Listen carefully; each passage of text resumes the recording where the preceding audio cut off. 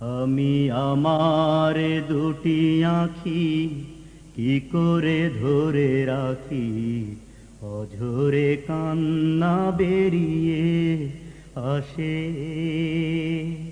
আমি আমার দুটি আঁখি কি করে ধরে রাখি, অঝরে কান্না বেরিয়ে আসে। আমি আমার দুটি আঁখি কি করে ধরে রাখি, অঝরে কান্না বেরিয়ে আসে।